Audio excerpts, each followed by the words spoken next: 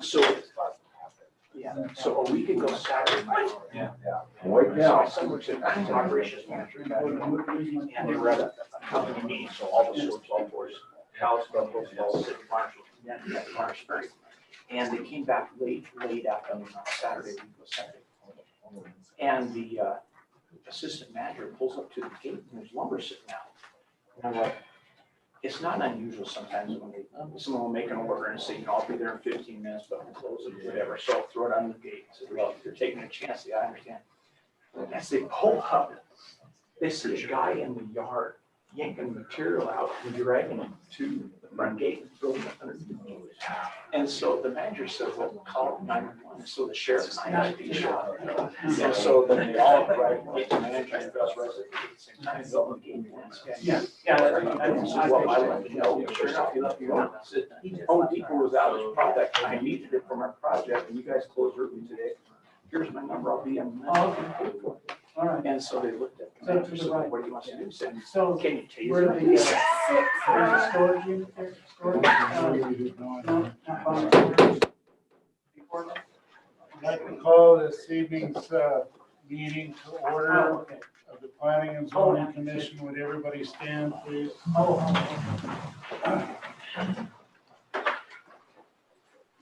Pledge allegiance to the flag of the United States of America and to the republic for which it stands, one nation, under God, indivisible, with liberty and justice for all.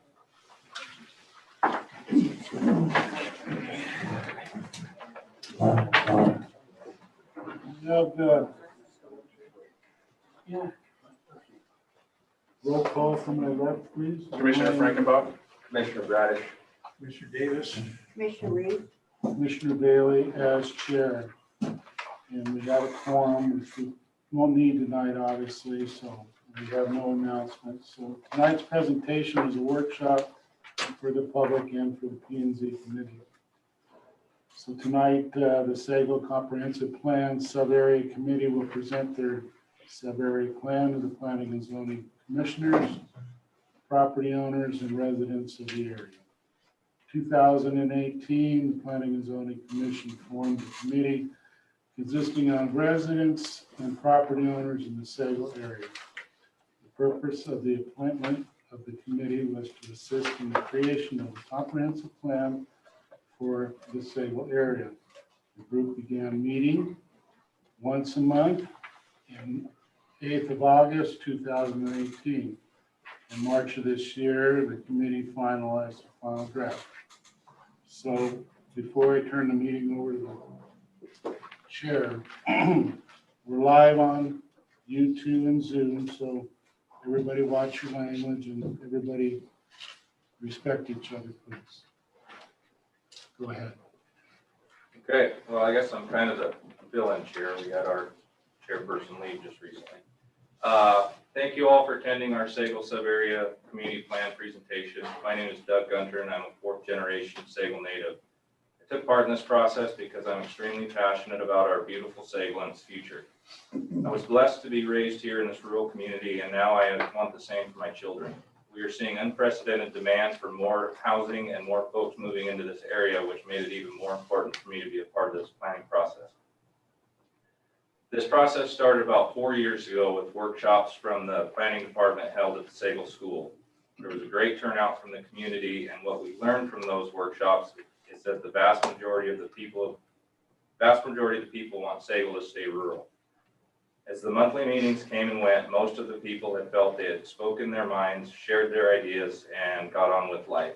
A bit later on, after working on the new comprehensive plan, the county put out their ideas, and they were not in line with the Sago community. At that point, after a large and appropriate uproar from the community, we formed this committee and have spent the last 2+ years working to build this comprehensive plan that you see in front of you. The committee members that you see in front of you is smaller than when we started. We had a great group of people that worked hard on this plan for most of it, but recent life events have happened for some, and they have since left the group. The rest of us finished what we all started. This document has many, many hours of discussion, research, input from different agencies, planners, and data involved with it. This is not something that any of us took lightly, and we worked extremely hard on it. We feel that this plan will help close the loopholes for all of these zone change requests and amendments coming in, so that when something is zoned a certain way, it stays that way. It is our hope that the Planning and Zoning Commission will see what we have created, see that it is credible, and not change it. This document represents what Sagal is and what we want it to be. I'm going to start off by sharing with you some of the key points in the introduction of the plan, our statement of purpose, and our definition of rural character. I won't be reading them all the way through, but I think it will give you an idea of what this committee desires Sagal to be. So if you go through the plan here, we can go to introduction. And again, I'm just going to kind of browse through it because it's a big document. The Sagal Community Area Plan is a comprehensive planning document for the next 20 years. It is an amendment to the Bonner County Comprehensive Plan. The Sagal Community Area Plan is intended to provide policy guidance to meet the needs and desires of this unincorporated community. The Sagal Community Area Plan is intended to give the public, businesses, and government agencies an account of Sagal's intentions for future development. The plan outlined in this document is intended to enhance the positive characteristics of the community while moving it towards the future envisioned by its people. And that's a big one for me, envisioned by its people. That means it's our plan, and we should be, you know, that should carry some weight there. Community Area Plan Statement of Purpose. We seek to maintain, encourage, and reward methods that support the identity of the Sagal area as a rural and traditional community.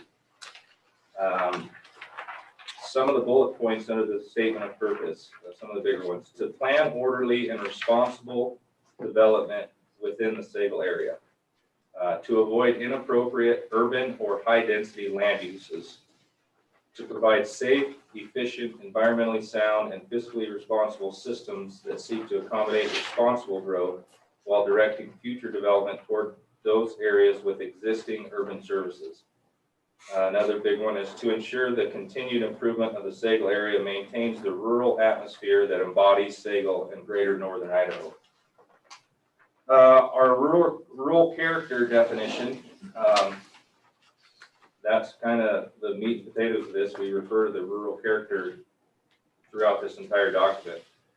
Rural character is defined as agriculture, forestry, and those who use the land for those purposes. Rural character further includes those areas in a mix of agricultural and timber uses, such as green fields, open space, rangeland, forests, lakes, rivers, streams, and other characteristics typically associated with rural areas. Lands with rural character feature a minimum of residential, commercial, and industrial development. Commercial and industrial development, when and where allowed, should minimize and mitigate its impacts on these important attributes. County land use ordinances such as those governing subdivisions, planned unit developments, and planned communities may threaten rural character, and county ordinances and policies should take into account these important attributes. A couple of the big bullet points on that. What we want with rural character is clean, healthy air quality, open space, visual landscapes, scenic vistas, and natural areas typically associated with rural lifestyle. We want low traffic congestion, dark sky, quiet and solitude, and a sense of place and community. Ron Nelson is now going to go to the next few chapters of the plan. Hello, my name is Ron Nelson. I moved to northern Idaho in 1974. I lived in Bonner Strait for my first 16 years. And then I moved to Sagal, and I've been there for 31 years. So I've been in North Idaho for 47 years. The first one is Chapter 1, Property Rights. Property rights are protected by federal standards through the Fifth Amendment and state requirements established in Idaho Code. The county must also follow policies to preserve property rights. Sagal is an ever-changing community, and demands will be placed on the area for improvements. The committee's goal is to protect the property rights through the laws and policies that are in place. Chapter 2, Population.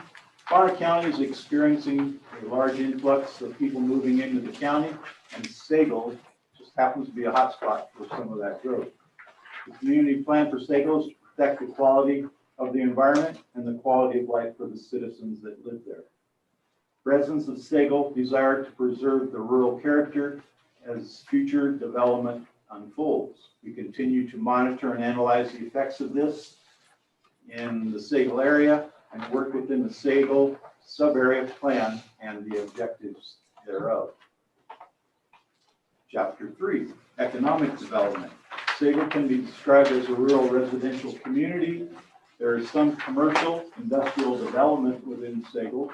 Most of it's small scale and localized.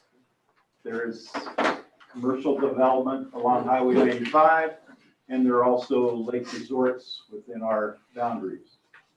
The lack of urban services like water and sewer and high-speed internet serve to limit some of the commercial businesses and housing development within the Sago boundaries. Idaho is one of the fastest growing states in the nation, and Bonner County is a part of that. Sago area is also taking the lead. The age demographic is retired people liking the opportunities and the benefits of a rural life. There's also a large age range of many businesses within the Sago area. Community values the community values local, commercial, light industrial, and resource-based development while maintaining a rural character and environmental sound practices. Sago needs to position itself to benefit from the oncoming changes whenever the Highway 95 does its improvement to benefit the surrounding community and the economy. We have many goals to retain the environmental quality and rural character of Sago, and we can implement these goals. We can accomplish much towards a rural community. Some of those goals that we are looking at are economic development activities shall be maintained, a healthy water, healthy air, dark skies, and overall environmental quality and rural character as defined in our plan. Encourage and enable, sustain and improve and preserve activities and developments which provide for the employment of Sago citizens and area residents while retaining our rural character. Support some small businesses such as markets, restaurants, recreational activities, campgrounds, and marinas provide basic services which support resort residents and visitors into our local communities. Also, through our strategies and policies, we can implement code to encourage development that meets the rural qualities in and around Sago. And some of these are development codes to encourage full utilization, rehabilitation, reuse of current and unused or underutilized commercial and industrial structures, sites and infrastructure. Also to identify and define centers, corridors, or potential commercial, residential, and recreational uses. This is intended to preserve the area for our rural residential pursuits. Location for new business and industrial enterprises should be identified in conjunction with the changes of the expansion of Highway 95 and encourage the development appropriately. Also, to preserve the rural character by developing standards for commercial and industrial development that are appropriate for the surrounding community and including appropriate site size, type, use types, landscape, buffering, and design standards to encourage both the attractive and efficient functions. Thank you. And transportation. So this was Joe's, right? Schools, facilities, and transportation. So Joe did not show up today, and so I guess we just want to kind of muddle through this one. I guess we'll just start kind of reading the schools and transportation. Purpose of the school component of the sub-area plan is to analyze the public school system that serves Sago. This section shall serve as the conceptual framework to assist Bonner County in future decision-making regarding school facilities and school-related transportation within Sagal. Then it has some statistics that are probably outdated on those guys. Yeah. So let's go through some objectives here. The people of Sagal recognize the important role that adequate school facilities have on the community.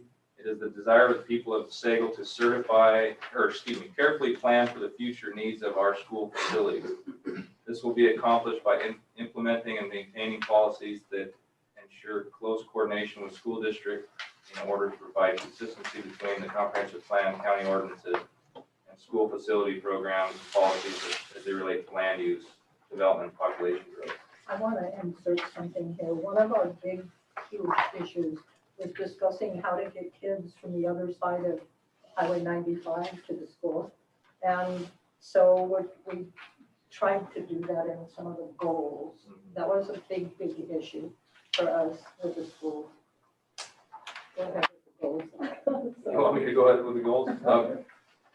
I'll just pick a couple here because I did not study this one and it's probably been a year and a half since we did this. To encourage and support the school district in the establishment of future educational sites. To encourage the development of safe travel ways to educational facilities, what Annette was just talking about. The Sagal area should involve the school district in proactive reviews of development applications to determine particular school needs and concerns. So you guys can just kind of read through those a little bit. Long-term consequences of land use proposals should be considered, including the adequacy of existing facilities and the sitting of future schools. Okay, somebody else do transportation. I would have done a better job on schools with transportation. You know, with the transportation, we really have to work closely with the state since Highway 95 goes right through the middle of us. And so that is one thing that we've provided different goals and stuff to them that we would hope that they would listen to. And so that we could maintain and improve the growth of our different transportation systems here. We wanted to provide construction of transportation improvements current with the new land development while considering the impact of development on existing and proposed transportation routes. Work with Bonner County Road and Bridge and the Transportation Department to coordinate and cooperate transportation planning and improvement of the system and participate in those transportation planning efforts. Study and evaluate the feasibility of road rail grade separations within the Sagal area. Some of that's been worked on already. Study the operations and feasibility of increased safety and multiple activity between east and west Sagal, minimizing the US 95 barrier. And we've had a lot of discussion on trying to do that. And it's just gonna have to keep that door open and visit with the state and federal and county to keep that so that we're all talking on the same page. Look at the very last strategy, is probably the most important one. That, One of the strategies, highway development shall be accomplished in a manner to minimize barrier effects and maximize connectivity between opposite sides of I-95 and all the frontages. This is an effort shall take into account the connectivity needs of all cross-highway traffic, including but not limited to vehicle, bicycle, and pedestrian traffic. We beat that one up quite a bit to our planning. we could have got stuck on this chapter for a long time. But being that we don't know when the highway is going to go through, we decided to leave it at our multiple strategies.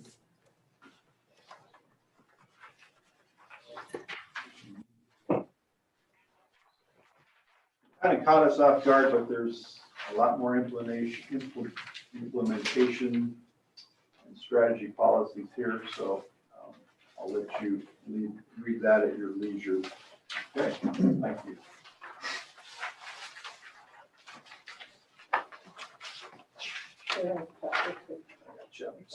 Chapter six, my name is Mark.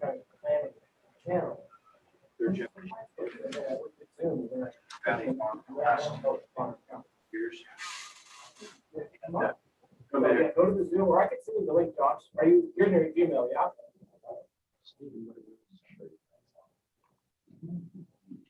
You've been drove question, Mark? I know. Chapter six, public services, facilities, utilities. Component includes an analysis of the several area general plans for fire stations, EMS, school, water, sewer, communication towers, facilities, and solid waste disposal sites. Mental Health District and Idaho Department of Environmental Quality are the two authorities for sewage disposal in Bonner County. Sarah Rural Sewer District serves the Sago area, including Southside Water and Sewer, Sago Water, All Bay, Garco Bay, Sago Valley, just to name a few. Future conditions, IDEQ conducted a groundwater quality study in Sago. In response to increase in population coupled with areas reliance on individual septic systems. The report concluded that based on evidence, the current number and density of septic system drain fields has little to no regional impact on nitrate concentration in groundwater in the Sago area. Based on a review of all available data, IDEQ concluded groundwater nitrate concentrations in the Sago area appear to be stable and well below Idaho's groundwater quality standard of 10 milligrams per liter. For future growth and densities increase, we increase protection of water quality in adequate systems. Our goals include encouraging continued service to current users of water, waste, and drinking water district systems, to ensure the health and safety of community residents and local natural resources, increase communication between public and private regulatory agencies, to ensure that an adequate source of clean drinking water is found for current and future residents, and support local, state, federal regulations to protect and avoid contamination of natural resources and public health. Our objectives are to enforce precautions set forth by those entities, as well as local and state regulations to avoid contamination by hazardous waste materials, to guide the increasing demand for sewer and water towards community-based systems when appropriate and most effective, to provide accurate and clear communications, and to support the expansion of infrastructure development conducive to serving densities appropriately in accordance with the land use goals of the comprehensive community area plans, and to research and take initiative to allow for responsible development, knowing that the current sewer district's capacities limit growth. Solid waste facilities, you can find on page 25, where there are two current solid waste facilities serving Sago. They are the Newford site and the Garco Bay site. Sago Fire and EMS, all of Sago area protected by Sago Fire and EMS, county EMS. We have a goal in regards to the fire and EMS to ensure that land use practices do not create unintended and unmitigated impacts of fire and EMS services, with the objective to ensure health and safety of community residents, avoid damage and harm by fire and other sources, to increase communication between several residents and fire EMS, to support the expansion of infrastructure development, which is in accordance with the comprehensive plan to guide the increasing demand for fire and EMS services.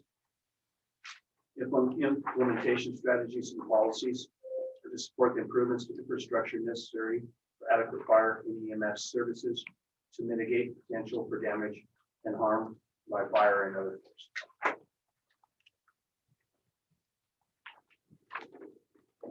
My name is Jeanette Chamamar, who has been in Idaho for 42 years and in Sago for 39 of those years in the same place. And I joined this team because the rural character is the most important attribute for me for where I live. And I chose about the top 5 for me were clean, healthy air and water, open space, abundant wildlife, low traffic, dark sky, quiet and solitude. Those are my, and everything we did, the whole time we met, and it's actually been about 5 years, we talked about how does that meet rural needs. So that told me I was in the right place. Natural resources and agriculture is chapter 7. And one of the big draws to the Sago, I've heard it called the Sago Peninsula. What draws people here is the abundance of our waterways and meadows and forests and wetlands, and which support wildlife and recreation and timber and agriculture. It also protects and filters our water. And it's the primary source of drinking water for people in Sago. And so for our goals, we have protection of natural resources, especially water and critical habitat, preserve dark sky and open spaces. And I want to insert a little thing there. I have a yard light like a lot of people, and a visitor came out because it was acting up and informed me that the new light is 10 times brighter than the old light. And I said to myself, let's not put it in. And I don't know what we could do about that, but you know, the people in Spokane who live in cities are complaining about the brightness. So I don't know what we can do about it, is to putting these ultra bright lights in. But anyway, dark sky is in danger from this stuff. There's a special section on page 29 about water. And you heard a little bit about that in the last chapter. And this is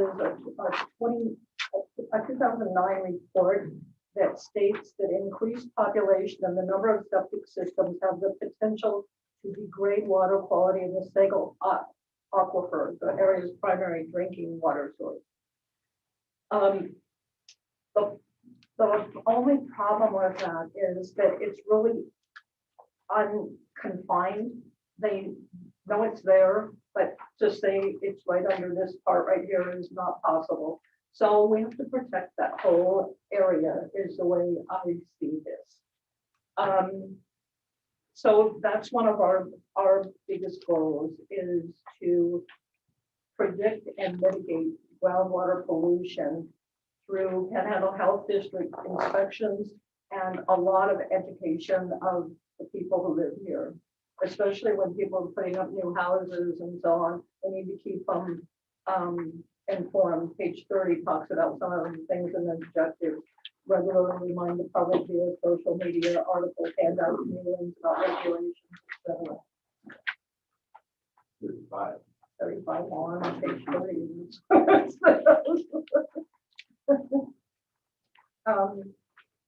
Anyway, that's a part of the natural resources and agriculture. And one of the things that has happened here, not 35. One of the things that's happened here is we're losing a lot of our, especially agricultural land. If you live here for a long time, all you have to do is drive down Sago Road or the Dupont Road, and you'll see that it's no longer agriculture. And so the concern there is for protecting water quality somehow. So we need to keep the folks who are building their new houses on what used to be agricultural land informed about how to keep away from groundwater pollution. That's what we need that to maintain well quality, is we need to have our groundwater safe. Okay, but I'm moving on to chapter 8, which is recreation. And many of you know that perhaps Sago's biggest draw is recreation, because of all the recreational opportunities. You can see the map there. If you just look at the Sago area, look at all the areas there are. And another, one of our goals is that we want to, our future conditions, existing conditions is it's there. Future conditions is we want to keep it. We want to support the maintenance and retention of existing outdoor facilities, public campgrounds, boat launches, trails, etc. And we want to, we're feeling very strongly about protecting access to public lands, waterways, and open space. And there's existing access to lakes. I don't, we counted up how many lakes there were, and I can't remember what our number was, but it was pretty high. And we want to keep existing access and provide incentives to developers to increase access to those areas. And another strong point is to discourage disruption and degradation of the environment from vacation and recreational users. And that's gonna probably be a tough thing, that, especially in public spaces. But if we all work on that, we can preserve that rural character. And that's the end of my chapter. Was that 8? You're up. Okay. Doug and I are going to skip chapter 9 here. Chapter 9, land use component. In general, land use component aims to lessen the congestion in the streets, secure residents of Segal area from natural hazards, disaster, and other dangers, to provide adequate natural light and air, prevent overcrowding of land, facilitate provisional of transportation, water, sewage, school parks, and others. All goals of allowing development to occur responsibly. This element is intended to provide a land use framework to aid in guiding development policies in the Segal area. There should be opportunities for a variety of residential development densities ranging from lower densities in remote areas to higher densities closer to 95 for a variety of residential types. Sorry about that. No worries. In order to create and maintain land use destinations that provide for a range of residential opportunities with respect to cost, density, of development, locations within the Segal area. Residential density should be greatest near areas of concentration of commercial, public services, and employment opportunities, less as development occurs farther from the Highway 95 corridor. Commercial and industrial opportunities should also be developed in the Segal area, ideally centered along 95. The intent is these designations should allow for a sliding scale of commercial and industrial intensities to occur in regard to proximity and access to 95. The land use categories allow Segal to be a distinctive part of our county, encouraging a diverse place with a mix of land use compatible with development and conservation activities alike. There may be parcels that are less than the required minimum due to long time existence. These parcels shall not be used as justification of land use designation changes resulting in reductions in that area. I added, take for example, the Ball Bay Road, Emerald Acres that are currently zoned R10s, comp plan 5s and 10s. The whole Segal area is riddled with 1 acre parcels. And for the commission and the public can see all these. And therefore they're basically grandfathered. We want these parcels to not be used as justification for land use designation changes, resulting in reductions in the map area. The intent is to remedy existing non-conformities and at least not create new ones. Decisions for changing one land use designation to another shall be based upon certain criteria. Our goals, what we want to achieve is multifamily housing in the Segal area shall be limited to a maximum of 2 stories of duplex units. To ensure zoning, subdivision, and other land use standards and procedures are regulated in accordance with the comprehensive plan and Idaho code. Consider the most appropriate land uses for the Segal area while preserving the rural character. To provide for the periodic review of development standards, zoning codes, and related ordinances to build a streamlined, understandable, consistent, predictable building, land use, and development procedure. Protect the health, safety, general welfare of residents and the integrity of the natural environment. Our objectives defined as strategies to achieve those goals. Create a sub-area plan that facilitates the generation of a zoning code and subdivision code that is consistent with comprehensive plan and Idaho code while respecting and maintaining the character. Create a plan that promotes human and environmental health and public safety. Ensure new development, redevelopment promotes vibrant and accessible places for people of all ages, abilities, and backgrounds while also protecting natural resources, health, and safety. Consider the character of land and associated zoning designations and their suitability for particular uses, with a view to conserving the value of land and structures, encouraging the most appropriate use of the land throughout Segal. Preserve our natural resources and the beneficial functions and services they provide to the Segal community. Prevent incremental environmental degradation and ensure that environmental protection measures reflect current data and best available science technology. Review land use proposals for consistency with the sub-area plan, comprehensive plan, and Idaho state law. Segal community area land use designation. It's the intent of this element to specify land use designations that fit the character of Segal, with the commercial hub for Segal being centered on US 95, with the tailored land use designations as follows. Segal Light Industrial. This classification is reserved for those portions of the Segal area where a mixture of commercial and industrial land uses can occur. Purpose of the Segal Light Industrial area is to provide transportation-oriented commercial development nodes along the US 95 system. A development node is intended to be a compact cluster of development near a major transportation hub, such as a major intersection, with such a development occurring within a quarter mile of US 95 and any associated frontage roads. Said development shall have frontage directly on or along an associated frontage road with US 95, thus limiting the impact that large-scale commerce and industry can have on the surrounding area. The scope of allowed uses are commercial structures which are required to possess highway frontage or associated frontage roads. Provisionally allowing pockets of industrial, manufacturing centers, retail, special offices, grocery store, drive-through locations. Industrial operations shall be conducted in a manner that protects health, safety, and general welfare of residents and the integrity of the natural environment.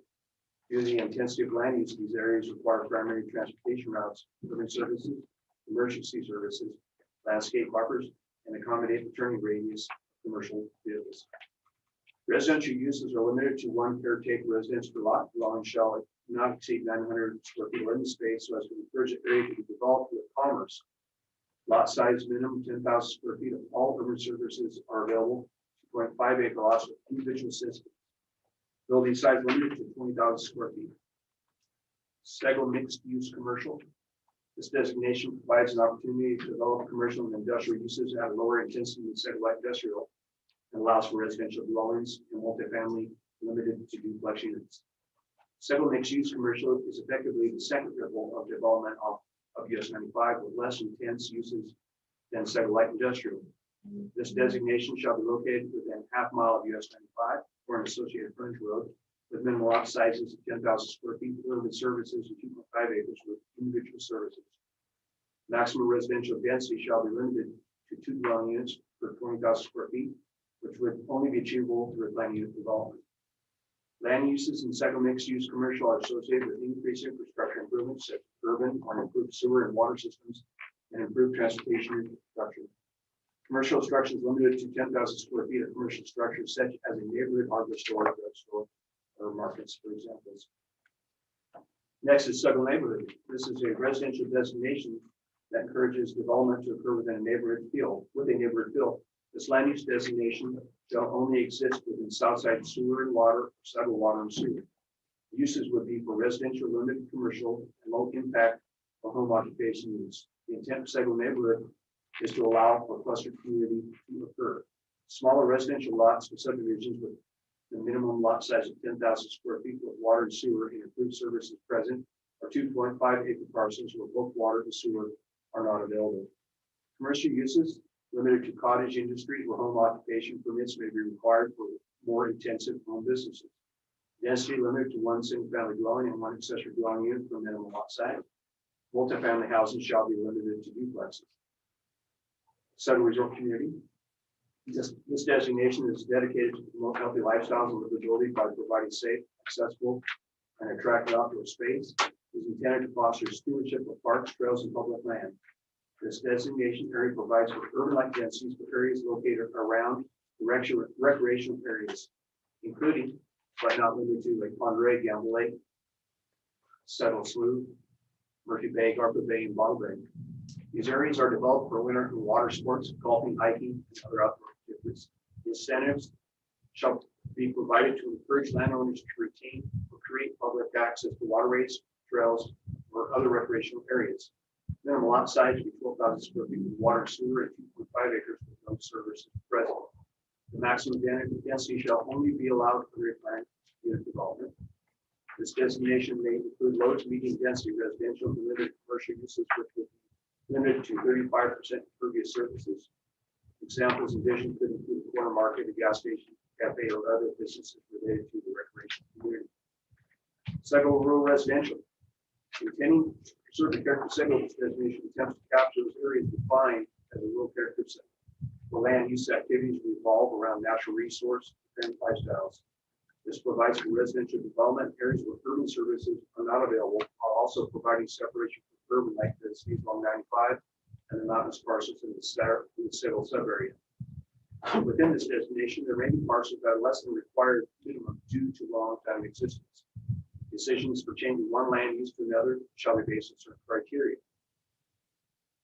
Several rural residential fives. Fives are appropriate areas that are adjacent to several resort community designations. Adjacent to several neighborhood as the borders of 95 corridor, slopes less than 30%, beyond the south side of several water and sewer boundaries.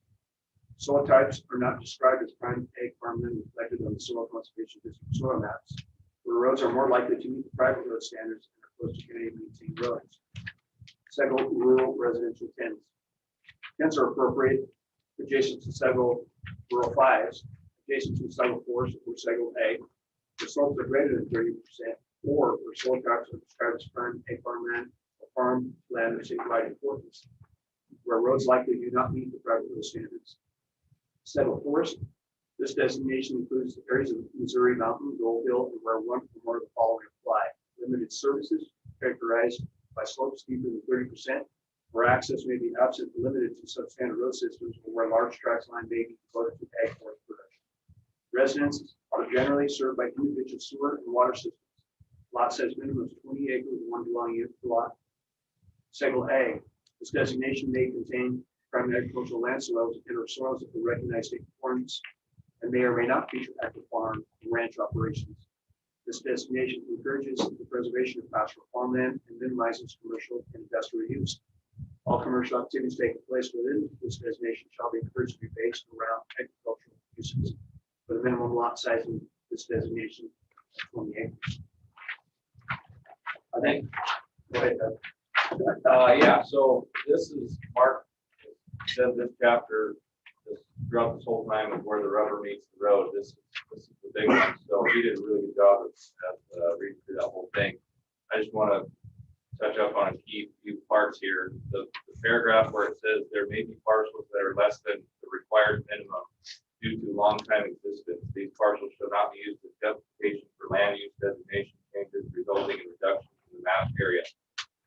Decisions for changing one land use designation to another shall be based on the following criteria. So that is a very impactful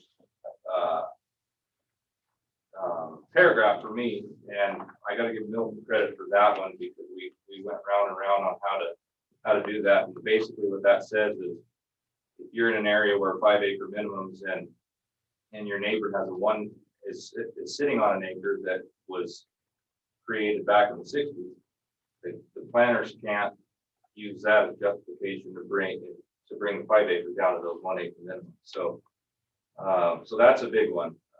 We're really glad that one's in there. We had a lot of talk on the multifamily and affordable housing, and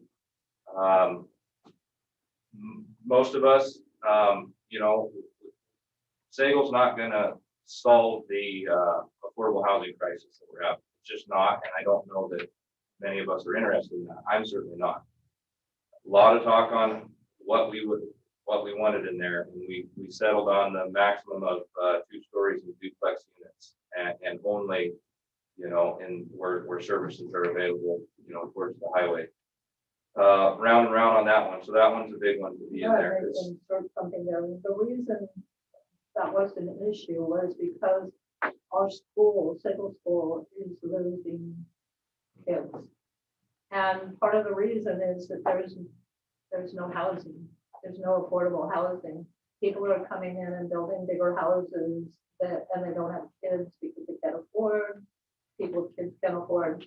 And so that's why there was a round discussion about whether or not we should allow bigger, multi-family homes bigger than Apartment complexes. Yeah. Another big one that we spent a lot of time on was the building sizes in the commercial areas.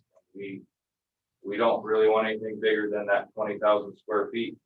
We know it sounds big, but it's not huge, and I think that will protect the rural character that we're trying to protect. So that was another big one that we spent a lot of time on. Again, it said limited to duplexes in here, so we spent a lot of time on the land use one, and what this whole thing did was create this map that you see here, which we're gonna talk about. So I'll just go back to a little bit more that I gotta read, and then I guess we'll go over the map. So speaking for me, my main goal for this plan was to basically keep things the way they are and everything zoned the way that it currently is, but try and close the loopholes in the current plan that allow these zone changes and amendments. We've leaned on Milton many times about whether this document will actually help that, and he thinks that it will. For each of us committee members, there are things in this document that some didn't want, some did want, some agreed to and disagreed to, but that is what a committee is. We voted many, many times on certain words, sentences, and paragraphs. We all lost some and we won some, and I hope you approve of what we've settled on. So I guess we'll talk about the map here and what these colors are. So this yellow stuff right here is, so here's Sagal Road right there, and then here's Algoma Road, here's Gun Club Road, Bottle Bay Road. So this yellow here is that what do we call it, industrial and light commercial? Now you got the blow up to your left. Oh, over here. There you go. So this is basically what our current zoning map looks like from the 2008 comp plan. Right now it's considered transition zone, which you can have pretty much anything you want in that. But now we've got this light industrial and kind of commercial stuff right around the Sagal Conoco and in that hub. And then this green is that Sagal neighborhood. This is where the sewer system is, or the water system is. And so this is that higher density type stuff, which is, it's currently where it is. Again, this is the Gun Club Road right here. This is the fire station right here. So as you round that corner on Gun Club, you come back into this R5. All this light blue is the rural 5, which it currently is now. And then from there, as you head up Missouri Mountain, you get into the pink, which is those the 10s and 20 acre minimums up here as you're heading up towards the state ground on Missouri Mountain. Do we want to? It's hard to see. Yeah, so this is Missouri Mountain here, and then you come over here to Gold Hill. All this white is the state and federal ground and stuff, and then this darker blue, these are all 10 acre minimums, which this pretty much looks exactly like the current map that we have. We've got some 10s down here off of the Westman Road. I believe this was the agricultural and forestry stuff, if I remember right. Recreation. Oh, is that? Oh, yeah. Excuse me. That's the recreation. There was some ag somewhere in there. And then again, Algoma Road and Palachi Road, South Sagal Road. We did our best to keep that the way it was, and this is all zone 5 acre minimums. So that's basically the map. You got the Long Bridge, of course, right there, and then R5s all around the Lakeshore Drive Road, and then it goes into R10s. It goes up Missouri Mountain. That's it.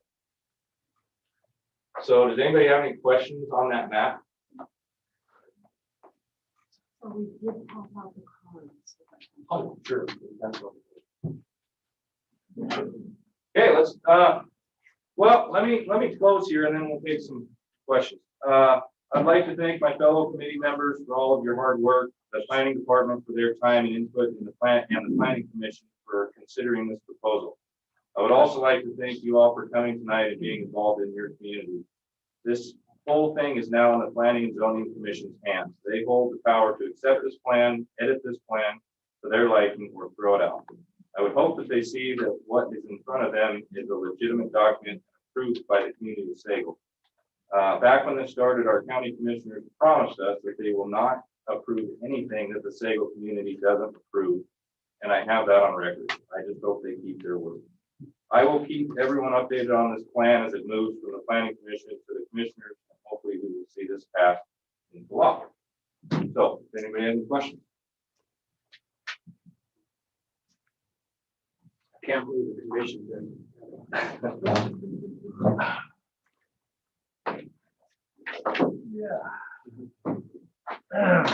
Are we open? We're open. Yeah, cool. So my name is Andre. I've lived in Sago for about 4 years, Idaho for about 30, ballpark. I saw a couple of really cool things in it, and I just want to thank you guys for the effort you put in. Some specific little questions I have. There was a mention of trail connectivity. I'm a recreationalist. What are you guys talking about there? A big thing that we talked about was trying to keep trails open and not get them shut down. You know, like my dad works a lot on the single track trails up Goldville. We just want whoever we can on our team to help keep hiking trails open, single track trails open, and ATV trails. You know, keep access to that. Okay. It's in the document. At least these guys have to look at it. You know what I mean? No, I think that's fantastic. And then chapter 8, there are goals, encourage trail connectivity and the protection of new trail systems, protect access. There's quite a few in there. I live in the corridor of Comeback Bay, and I think the paved trail to and from Sandpoint is also pretty fantastic. Yeah. When you look at the school access commentary you had earlier and whatnot, yeah, looking at maybe some more specific bike zones for kids to get to Sago Elementary, connectivity from that stuff, I think would be. We even spent dang near a meeting on, wasn't there a bridge in Spokane that was being taken down a few years ago that we talked about when we were on that? That was my idea. Was that your idea? Yeah. Bring it. Still up, it's still. Well, bring it here and try and get it across Highway 95. So, you know, I mean, we covered it all. I don't know, they moved the bridge all over to London. Yeah. Arizona. Yeah. It takes money. Monica Gunner, and we had 3 years ago, these guys went to work and they worked so hard away from their families. And we hope that their work goes into your hearts. Dan McDonald, in a meeting that was packed full in the Sago gym of Sagoites, Dan McDonald made the statement, this is your plan, you put it into process, do what you want with this, and we'll honor it. So we hope that you guys will take this because it's really an awesome plan, and they work for 3 years, every week away from their families. That's pretty good. And thank you. Correct. And Milton, thank you for your help too. I have one card here, and I think you might have, is this your card? Probably. It has trail connectivity, please expand. Yeah, well, Okay. didn't know if we were gonna get an open floor, but Pardon? I didn't know if I was gonna be able to ask you. Yeah, okay. And then you have on here, US 95 Sago Road intersection should be built into a four-way with a road built through Travel America. I don't know if that's gonna happen or not. I think my, If you knew how many hours Yeah. we spent on, how are we getting back and forth?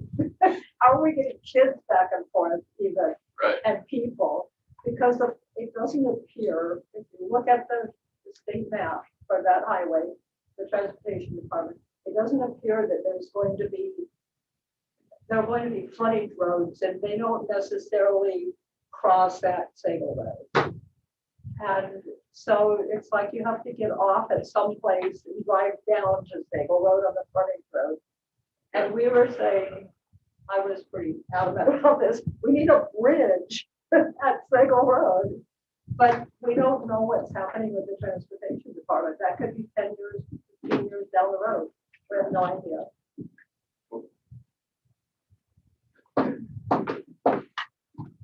Well, I have a question for the commission. You guys have put a lot of time in on, and I'm wondering if Sagal has a good shot of this happening. Where you guys, that subdivision in Blanchard that you guys were working on and you denied that here a few weeks ago from Ag 10 to Ag 5, and you guys recommended denial. And then they went ahead and passed it and dropped it down to rural 5s anyway. So the Bonner County Commissioners did. So what, say you guys accept this and stuff, what keeps this from happening round and round if you got 3 guys in the power, here you guys spend all your time, come up with your reasons why it should stay a certain way, and then they just voted, throw it to the wind anyway. I mean, it's gotta be disappointing with all the work you guys put in and have them just throw it to the wind. I try to follow Idaho code. However, a turning point in that file was an environmental letter that was submitted by the state. Yeah. Milton could answer that question better, right? Because he reviewed the letter. It doesn't really pertain to. It doesn't. But the key was that there was just new information that came between the meetings, between the P and Z's decision and the board's. The board could have sent it back to P and Z to have them address that information, but they chose to take that information and make their own decision. So Don, what do you think? Well, I don't know where to back up to start. I've been on the commission, Brian and I have been on the commission the longest. He's been on, he's been 6 years now, I've been 5. And shortly after I got on the commission, that's when Milton came on. And shortly after he came on, he started bringing us information saying the descriptions, the kind of, you want to call them cut lines in the comprehensive plan are not either applied well enough or defined well enough to really make decisions that seem to be the right decision. So for instance, one of the big ones is the difference between a 10 and 20 acre parcel comes down to whether it's got more than a 30% slope. But even there, you'll notice there's a whole lot of straight lines on that map in the land use designation. So that means that a piece of ground is supposed to be on one side of the line or the other. Well, the characteristics that are described, it may not describe well against that one piece of property. It may fit better with the other description. So that's where these map amendments have come in over the last few years. The owner said, well, really, take a look at the description. I fit this one better than this one, but I'm zoned this one and I'm designated this one. Can you change it to that one? So, and because the Planning and Zoning Commission or the county commissioners or the public or the department staff, when the plans are put together and the maps are drawn, there's no way that you can go through every parcel and see which one does it fit, this one or this one, which one's better. So it's kind of going into the process, it's recognized that there's going to be map amendments because of it. A similar situation is with the zoning map. A lot of times that zone line is also just follow section lines or whatever. And some parcels are on both sides of the section line. So they got a piece of property that's zoned 5 acres here and 10 acres here. Yeah, well, which one is theirs? It's a split zone, and people come in and ask for that to be resolved. And it's up to them. Do I want to keep it 5 or go with 10? It's up to them. That's what they ask for. So those things happen all the time. So that one of the endeavors that the planning department asked us to look into was, can we get better descriptions of these breakdowns so that they're just tighter descriptions, so they're easier to follow. And then the second part of that is when we do update the plan, see how much time we can spend on looking at property by property nearly to see where the line should be drawn. And the other part, comprehensive plans, the courts have looked at them and they said, this is a general plan. It's not supposed to be really specific. So in that they've said, therefore, anticipate changes, anticipate map changes. But if an area started to show all kinds of abnormalities based on the plan written, then that means that the people of the county or somebody ought to suggest a plan amendment, not a map amendment, but a plan amendment to change the designation in that area, because it purely doesn't fit. That's the evidence. After 5 or 6 map amendments, should say, wait a minute. And the county should initiate that and then take it to the people and say, what do you think? Here's the reasons why. Shouldn't it be, have a little area change here? And that's a more comprehensive change to a comprehensive plan than a map change. So that was what primarily started this endeavor, other than the fact that it was 2004 and 5 that the plan was put together, in 2008 adopted. So it's been a long time, and things have changed. If you were around during the that build of the last plan change in the early 2000s, there's a whole lot of eventual zoning changes that occurred in the Sagal area compared to what it was prior to 2004. So anyway, so the work that the committee did, we've got 5 committees: Selly, Sagal, Southwest County, Priest River, Old Town, and Priest Lake. And they've all been working for 4 or 5 years on this. And they've all done the same thing, just tremendous amount of work. The very first thing, other than those 2 sitting at the end, everybody else didn't have a real connection with land use picture in the county. So it was a lot of education, right, folks? A lot of coming up to speed with, well, what is this? The state code has a requirement for counties and cities to have a comprehensive land use plan. That's Title 67, Chapter 65. And that says what is to be, who's responsible, and all that. So it lists out, and you've heard most of them, the 13 components that are to comprise a plan. It's a land use plan. So all the components, as it says in the preamble to that section of the state code, says these components should inform the land use component. So when you look at utilities, what does the utility picture look like? Can Northern Lights supply power everywhere in their area adequately? Or they got a whole bunch of 2-line out there that's going to have to go to 4-line. It's going to cost a whole lot of money. So should we start loading up the land use out there to overtax MLI? Probably not. So that's part of the analysis that would come. Or anything, fire district, the school district. That's why those things are there. So, and we see this with all 5 committees. What a lot of this turned into, not by any wrong means, but community talk. That's what each of the 5 committees ended up with in order to get to the land use part, was just talking about their community, talking about where they live, talking about where their kids are raised.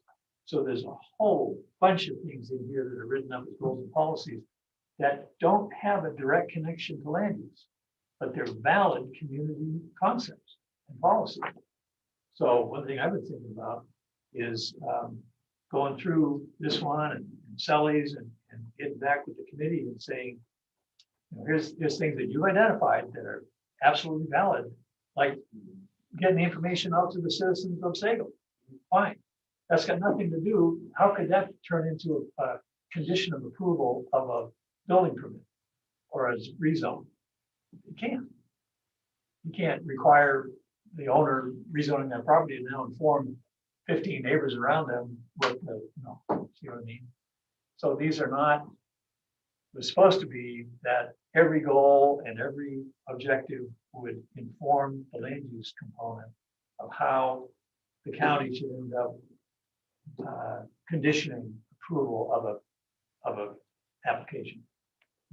So I think we're going to go through a lot of that, but still, it's not that those things, like in the transportation section, the vast majority of the goals and objectives in the transportation plan or component should be part of the county's transportation plan, which was approved 2 years ago. And I don't know that these objectives and goals were passed on to the Public Works Department, saying that they should be part of the transportation plan, the county's transportation plan. They don't directly relate to the condition of approval of a subdivision or a building location permit or a zone change. They're great goals, like having the overpass on 95. That's not gonna be imposed on some guy building a house over on the west side. No way. No way. So that's what we're faced with is either somehow dealing with this to acknowledge that, but then emphasizing within it the objectives, the goals and objectives that do purely work with the land use picture and form a land use component. So I think the biggest plus to all the effort that has gone into these is the understanding and the direction that the planning commission has gained from the community. While the goals and policies may not directly affect land use, they give enough direction to be able to allow the planning commission to manipulate those goals to still maintain what was intended, but to also address land use policies, which is what they're intended to do. So we were going to postpone working on the final draft of the comprehensive plan until the fall because our office has been so busy.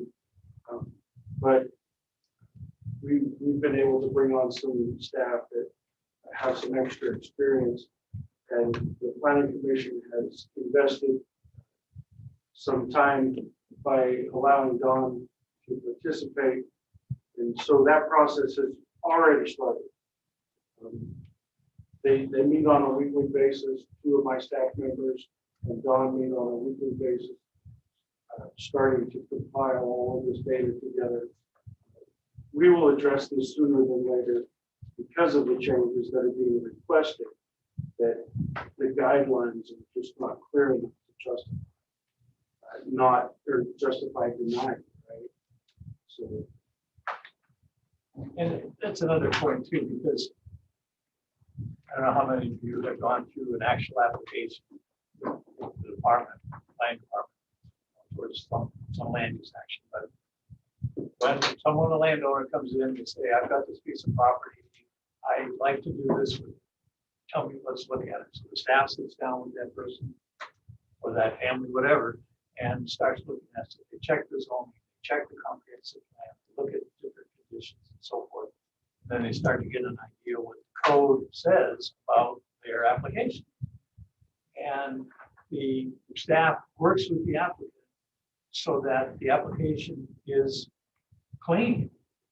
It fits the code when it comes to us for review and either approval, like on a zone change or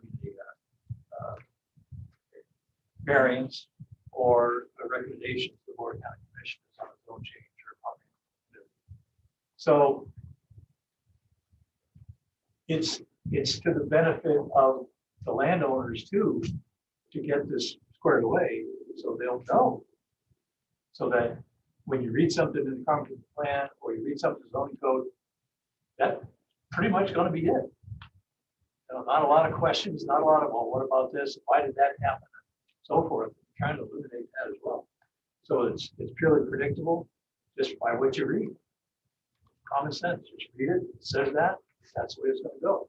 So if you come in fully in agreement, in accord with the plan, and the zoning code, it's just a matter of process, really. But it is a public process. We have hearings every Thursday, every other Thursday. And then it goes to another hearing before the board of county commissioners for most. So those are public hearings where people can have input, ask questions. And frankly, those hearing events are education processes too, because unless you've gone through the process, why would you know anything about the land use code? It's not something you have beside your bed if you want to go to sleep with it. But otherwise, yeah, nobody really knows about it until you get in. So. And in the commission's, in you guys' instruction manual, there's nothing in there that says they're coming, we have to provide for them. No. Nothing in there.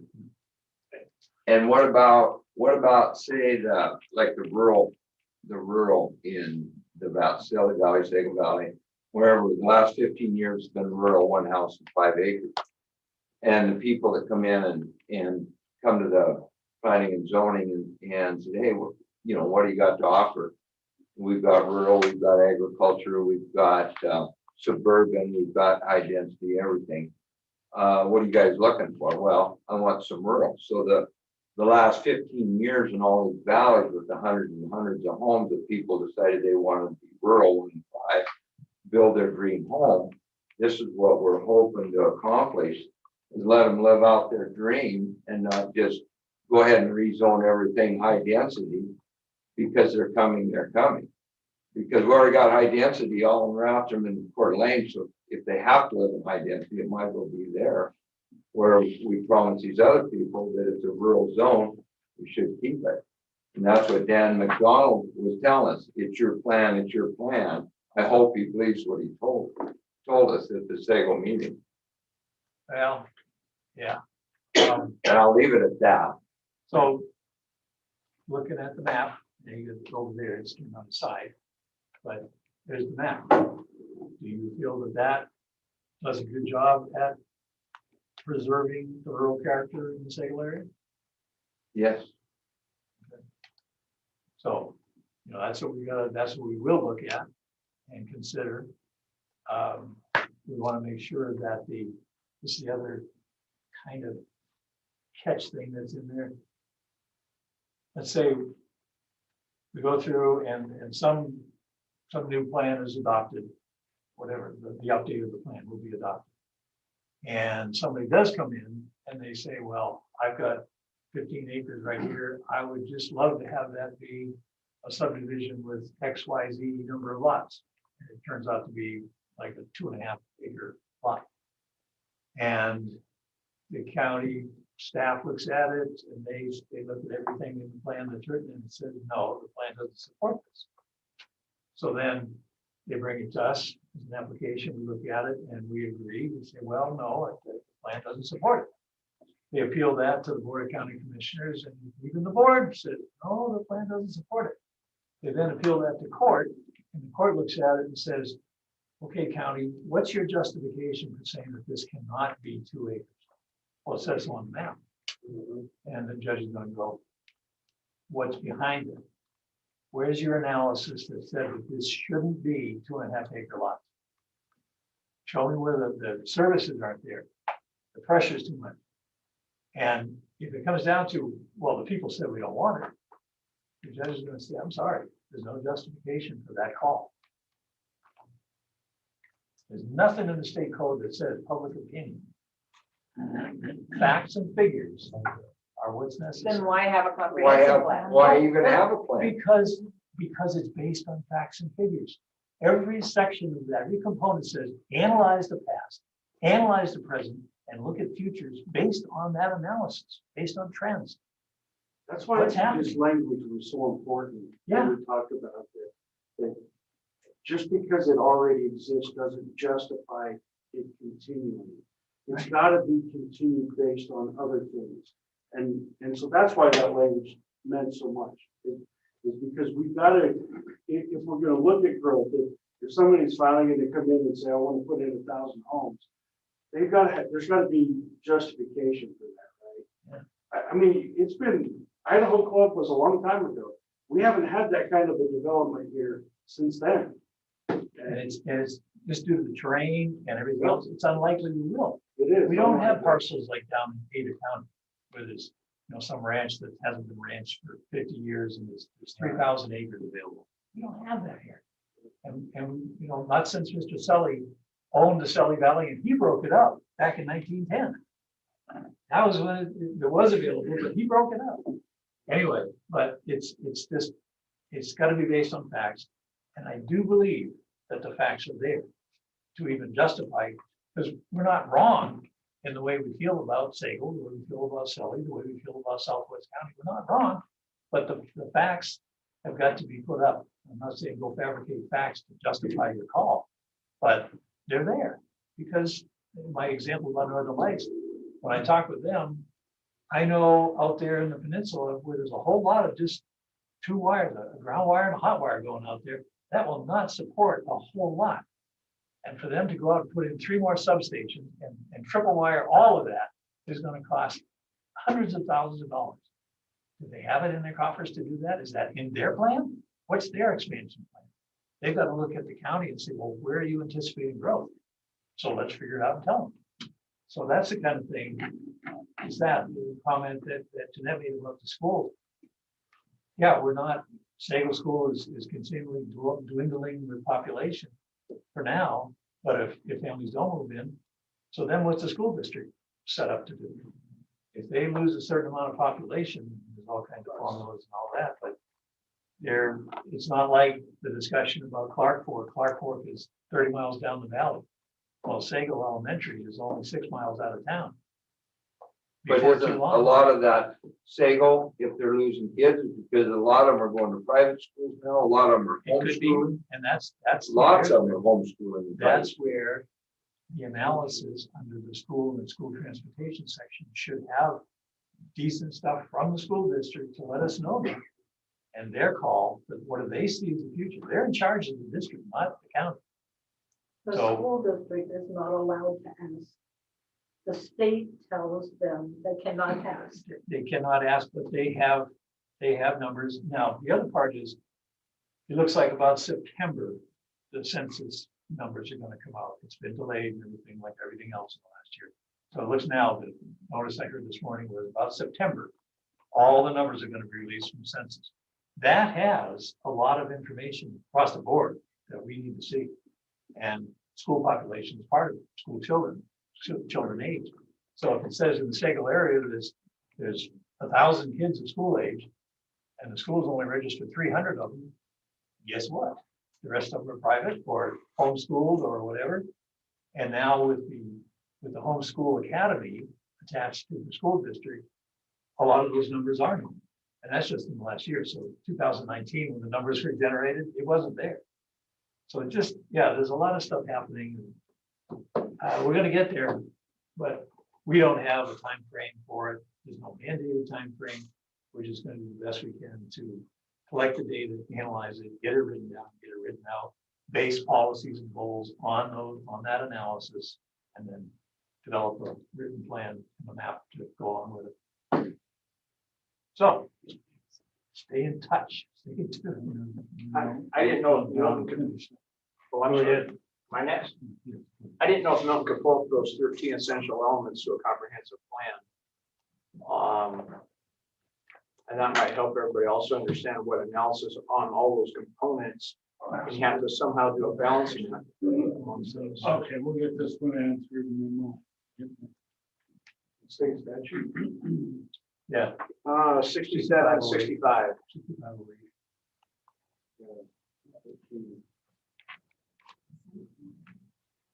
This is kind of interesting. The very first item under 67, 65 that we're supposed to take a look at is housing. Yeah, well, there's a preamble to this Yes. section 6508 that has the duties of the planning and zoning commission.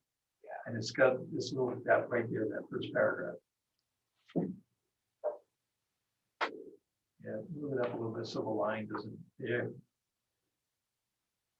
The duty of the planning and zoning commission to conduct a comprehensive plan process designed to prepare, implement, and review and update comprehensive plan hereafter. The plan shall include all land within the jurisdiction of the governing board. That's the incorporated portion of the county, some of the state and federal land. The plan shall consider previous and existing conditions, trends, capability of land uses, desirable goals and objectives, or following components as or desirable features, future situations of each planning component. The plan with maps, charts, and reports shall be based on the following components as they apply to land use regulation. See, that's where I was harping on the other stuff. Good community goals and things, but do they apply to land use? And actions unless the plan specifies reasons why it should be component should be is unneeded. So, and then there's the list of these 17 or so components, and every one of them, short of the first one, every one of them says an analysis of this, of known, of past, and present, and future. Okay, there was another question back there. A comment. It's a little orthogonal to what you guys have been discussing. I have two comments. One, the Sagal transition zone is on a very high density area of septic system highest in Bonner County, I believe.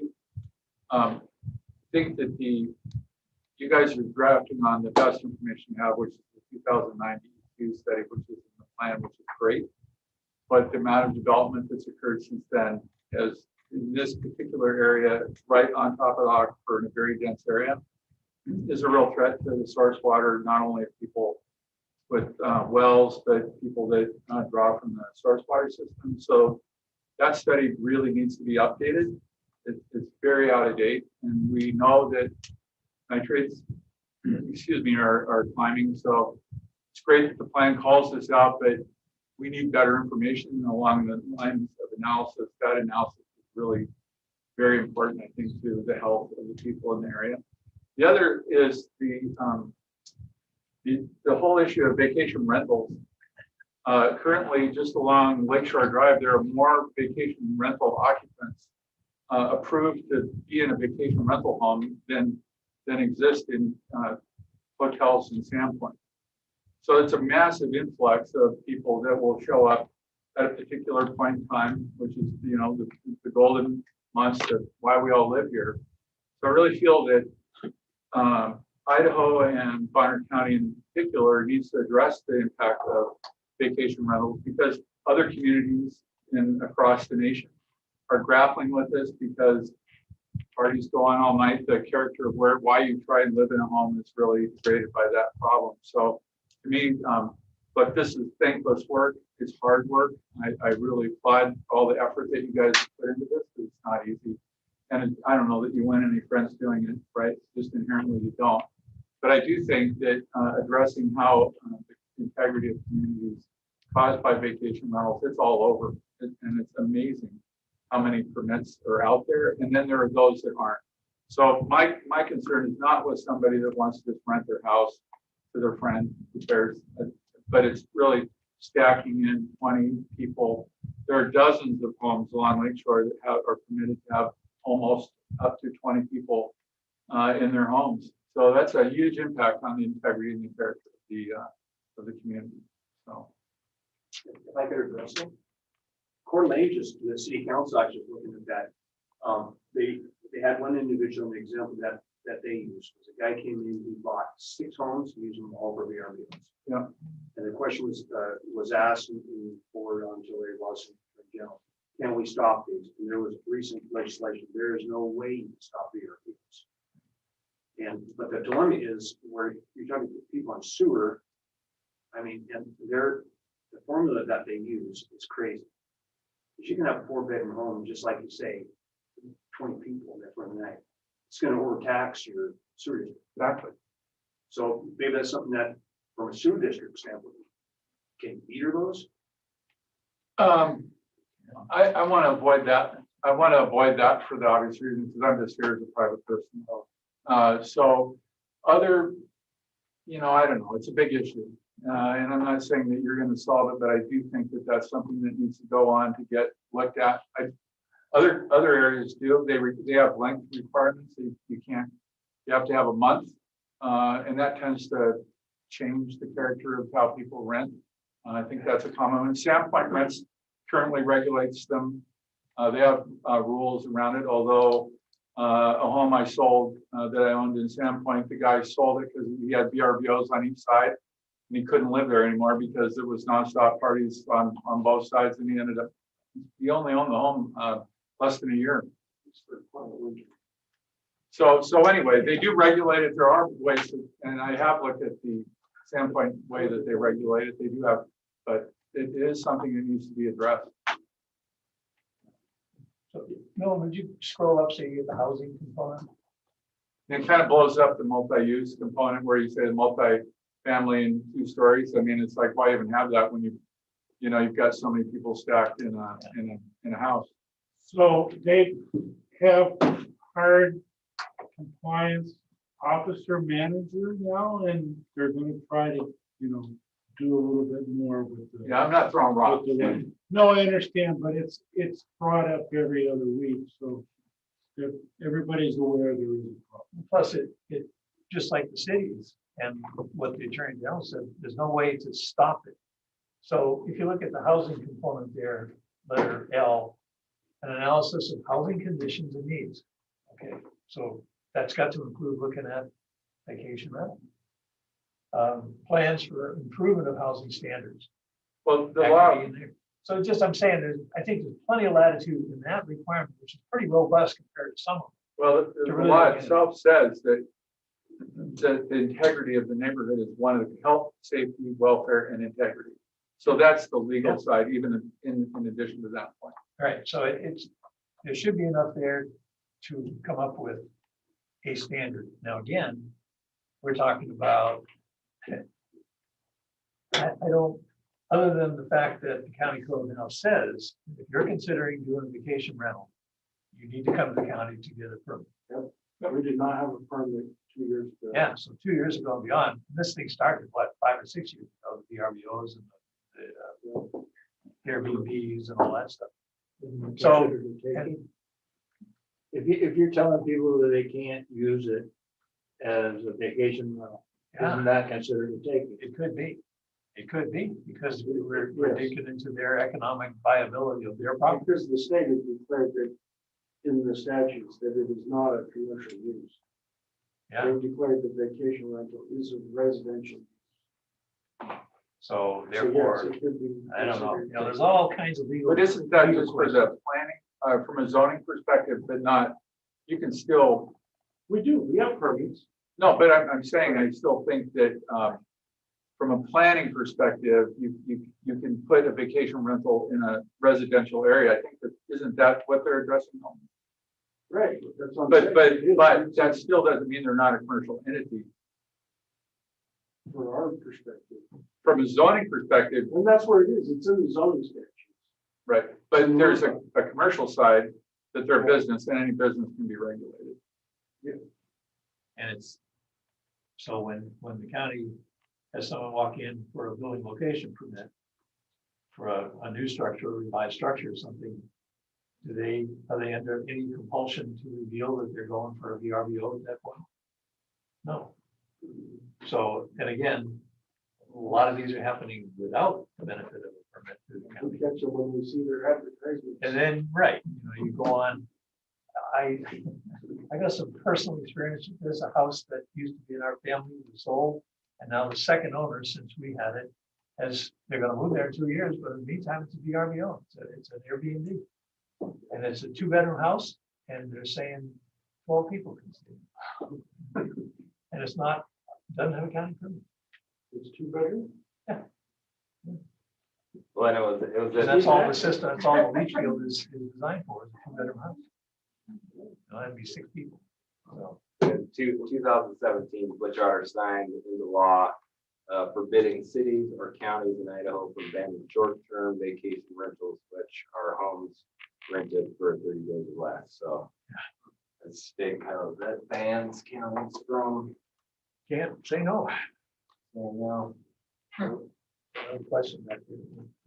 What's Go ahead, sir. what's the time frame for review and potential adoption of this plan, and how you address potential changes that come in, land use designation changes in the interim while you're reviewing this plan? So, like all documents, it's a living document, comprehensive plan, along with the Title 12 revised code, so it gets updated quite a bit.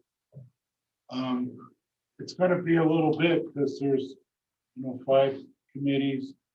Don has worked close with all those committees. He's going to be, I think we would call it the people's representative to staff now to go through the five subcommittees. And then once that's kind of in order, then he's going to come back to us. We're going to have workshops. And then the bigger picture is the whole county comprehensive plan. Outside of it. So like Don said, there's not really there is a timeline, but there's not a timeline because we're using paid staff that's supposed to be working on things that make the county money. But this is important too. So like Milton said, we've got some really talented people that have come on board in the last 2 months. And things will progress, but it's not going to happen immediately. So I'm also discussing with Milton on a weekly basis. We just keep looking at the hot items. What is it, what seems to be problems and what things could be better worded or whatever. So I'm working with those two planners to focus on a couple of those. So in the meantime, if we can, for instance, like I said earlier, what we've seen for the last few years is not plan amendments in whole, but map amendments. Just saying, well, that didn't really fit that property, it should be this instead. And some of those are absolutely, yeah, there's no question. It doesn't say so on the map, but when you look at the description under it, it does say that's really what it should be. So either the description is wrong or the whole plot process is wrong. So that's what we're going to look at and see. And that's going to take the staff people and me time to look and start. What I want to do is review the ones that have gone through in total and see where did that fit in that thought process. Was it just a wrong mapping, or was it the description that was wrong? Because the other thing that anybody would recognize, you don't want to have in that sea of dark blue up there a light blue one just because it meets a criteria that something else is. That's one of the overall kind of non-codified type of things that just says, no, that's ridiculous. You don't want to have that. Islands in the middle of a sea of something else, which it shouldn't be. So that's what we intend. I gotta say something that's just bugging me here. You just got done saying that we put too much community in our Sagal community plan, and that Milton and the planning department has been with us for 2.5 years, putting time into each one of these bullet points and conditions in future. And you're sitting here telling us that it's just our feelings that. Well, Doug, and you heard me say it. Probably You were there 75% of the meetings. That's right. Why didn't you steer us to what we should have been doing? I did. Many times. Many times. I don't, Oh, Doug, I think that this is, I think we're closer than you realize. Yeah. I really do. I can't tell you enough the amount of education that our department has gained. It's definitely changing the way that our department looks at these areas as we look at these applications and as we advise the public. So I think we're heading in the right direction. So let that sit and marinate while we work on this, and let's see if we can't get this put together like we need to. Personally, I think our department, I'll stop saying our, I think the planning department can get this done soon. End of the year.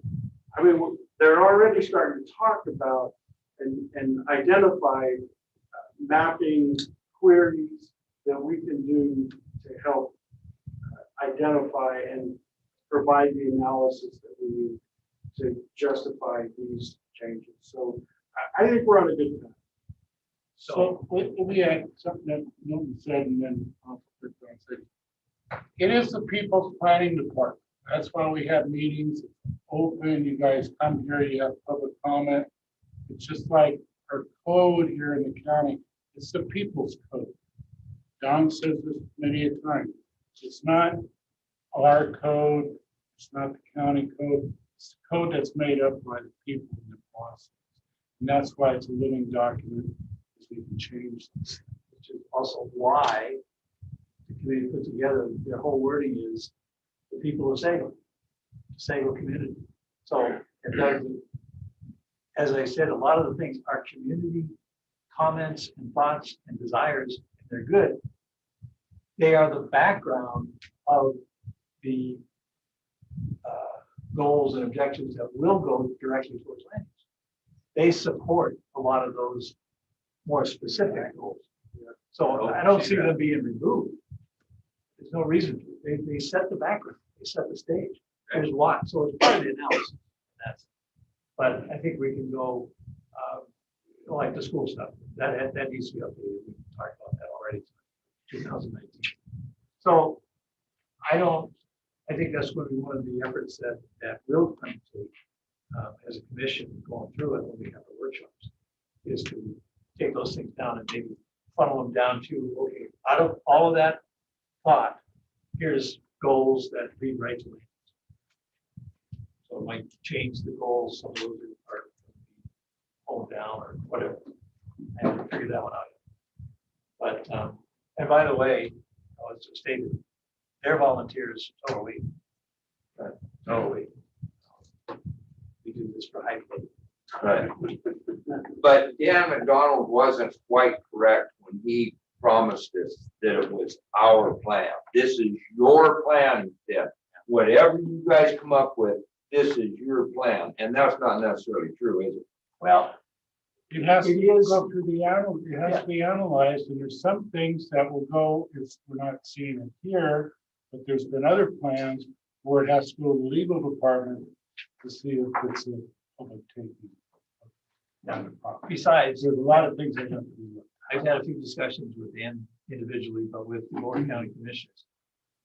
Under that section of the state code, before that 6508 section, it says, you see, this is requirement duties of the planning commission. But the first part says, okay, you elected officials of cities or counties, you're responsible for land use planning in your jurisdiction. However, if you want to, you can create a planning and zoning commission, and they are primarily responsible. And you will not take any action on the comprehensive plan until that planning and zoning commission gives you a recommendation. Therefore, I have cautioned my non-legal capacity. I've cautioned the commissioners, stay out of it. Don't say anything until you've got it in front of you with a recommendation. Otherwise, somebody's going to call foul. You directed them to do it this way. I don't like it. There we go again. We're back in the legal snap. So, and they've backed way up. Dan has stopped going to meetings. He will talk with people, but he'll always say, that's next up to P and Z. So, it's been hard. But some of the first few meetings up in Selly, he was saying, no, we can't do that. We won't let you do that. Whoa. Watch your step. Unless he wants to disband this commission and take all this stuff on themselves. That's why it was said in the state code that the elected officials could form a volunteer planning and zoning commission. So, Okay, I got a card that just came in here. Number one is bike path on Sagal Road. Access by bike to Sagal School, bike zone around Sagal School. Is this is this a question or? Right there. Oh, Bike trail. Oh. Yeah, feel free to elaborate. From Sagal School. I didn't hear it. To and from Sagal School. Yeah, that's a good. So again, well, Doug, go ahead. You say what if you want to comment on it. No, I'm sorry, looking. You're wondering how to get to and from Sagal School? Bike. What? Bicycle. By bicycle. Bicycle. A bike trail. So to what's and bike from trail? Sagal School. Bike. Well, we have one from the highway down to Sagal School. As far as, didn't we put information? I think in it was about- in there. Yeah. about- Well, there is, yeah. There's about that the county has to look at. So let's, from what I was saying, so how does that connect directly to a land use application? Yeah, So- I get what you're saying. So, if somebody comes in and let's say, let me think of a place. Well, if somebody along Sagal Road is absolutely. Well, right, yeah. Connect. If, let's say that the bike path, the designated bike lane on Sagal Road was not there. And the old KOA came in for further development. Okay, there we go. There's an action. And it could be said, if that was in the plan to say, to the best extent possible, land use will provide for bicycle paths to Sagal Elementary. So there'd be something in the condition of approval of that development, whatever they were proposing, that would say, you got to do your piece, or pledge to do your piece when the whole thing comes in, or whatever. But see, that's how it connects directly with land use. But now if something came in, where I live, on Gilman Lake, and it said, without a bike path to Sagal Elementary, you can't get approval, no. That, how could that be? That would be, I can't do a taking. You gotta ride a bike path all the way to Sagal School from my property. Yeah. Got So- a few more here.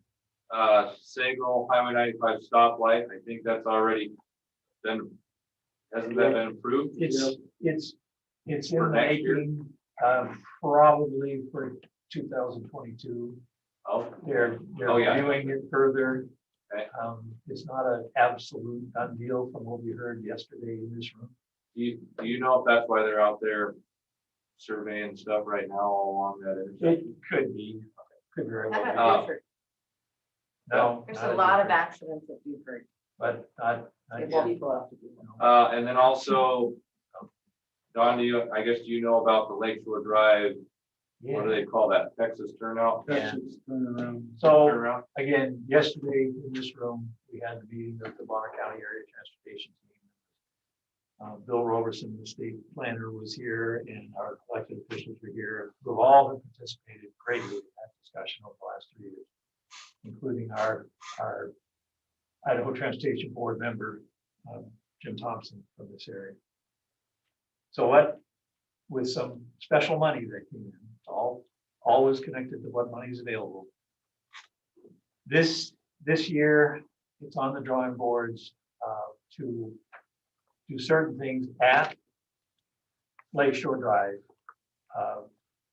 This year, what will go in, or hopefully this year, is a decent acceleration lane to the south, so you can easily turn south and then merge into traffic, and also from Lakewood Avenue on the other side, a lane going north so that you can merge into traffic. No U-turn at this point will be built. That's probably going to be next year, as they're figuring out. In addition to Lakeshore Drive, the folks down at Bottle Bay can't make the left.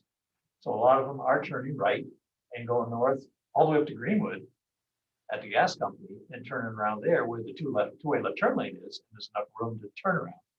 So it's going to be positioned so that both roads that come into 95 will be able to make a U-turn without going all the way to Sandport to turn around or whatever. So that'll be coming, and that's probably then going to be in 2023, if they can fit it in the existing right of way. If it's going to require more right of way, which the further south you go, it tapers down to just 100 feet wide down at Bottle Bay Road. And that's not quite enough room to make it, plus the hillside and everything else. So stay tuned. Those two major things that we've all been waiting for and dreaming about for the last 20 years. Okay, Finally coming about. why does Sagal allow too many storage facilities? Because there's no septic, there's no sewer system. So that's about the only thing you can put out there. I was thinking about in the neighborhood saying we should change it to Storage Idaho. No, but it's also an area that has commercial zoning. Yeah. And so in a commercial zone, storage units are permitted use. Yep. So they don't have to come through the whole public hearing process. Right. So it's a lot easier to just plop them down in And commercial it- zones. We don't have all the people, but we got all their stuff. We got all- We're stuck. It's kind of, They're nice storage units. oh, they're wonderful. They are. They're slipping around. Everything. But the thing is, looking around the whole country, where other places have developed in past decades and gone through what we're going through now decades ago, eventually those storage places go to a higher use. They just do. It's kind of like, I don't know, there's many other analogies you can make, but they're not going to be there forever. So we'll change the name from Storage Idaho back to Sagal. Well, yeah, that's what land values. Population. And then we need a restaurant in Sagal, small grocery store, not any more storage facilities. And I think that the grocery store is the sewer thing and Yeah. restaurant, probably the same thing. So it's not because Super One went into Apple without a super treatment.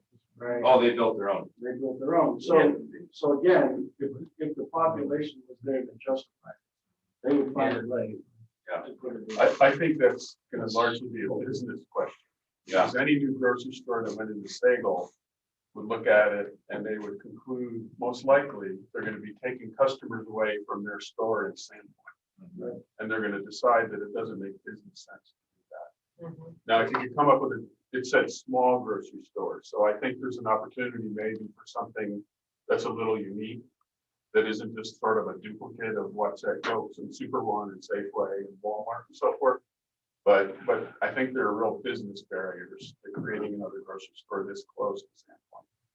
And like you said, Doug, 20,000 square feet isn't that big. No, that's a small store. So that's a small store. I think even when Butch Trosen had his layout of things, he was talking about a 35,000 square feet on his layout that he was putting out there for anybody who wanted to pay attention. So 20,000, I can't think just what, give you a comparison of what a building that would be. But, I don't know, maybe like the old, I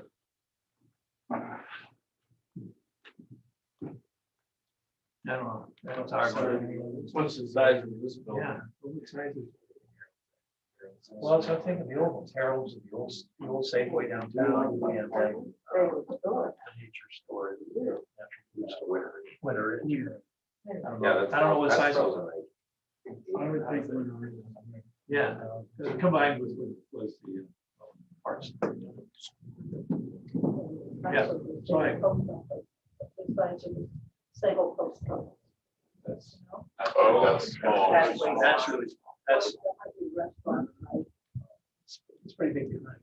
Maybe it's gonna be that. No, but it's not 20,000. It's hard to come up with a pure comparison. The 20,000 is 140 by 140. Yeah. So it's pretty So that's pretty good size. I think when we were discussing the 20,000 square feet, we looked up Encoder. There's 120 or 140,000 alone just in Encoder. So we're discussing if someone were to come into some kind of industry for manufacturing, 20,000 is very small. Very small. But what we look at with a building that size sitting at the intersection of Sagal Road and Highway 95, amount of traffic that would put on, even if it was just from shift to shift, would just be too much right now for the highway. A lot of what we put in here was because, well, for me anyway, was planning with the current highway situation. We don't know if or when that new one's coming in. So a lot of what I wanted to put in here was safety, not only preserving rural character, but also not just packing people in there, safety wise, for getting on and off that highway. That's a huge part of it. Is that the reason there's no road off the highway to the building supply? I Yes, asked the guy, they that's told me really- it was gonna yes. cost them $100,000 to put a road off the highway. Just an acceleration in Boundary County 10 years ago was $250,000 for $50,000 lot. I don't know what they're costing now. Wow. Any other questions? Okay, we're done.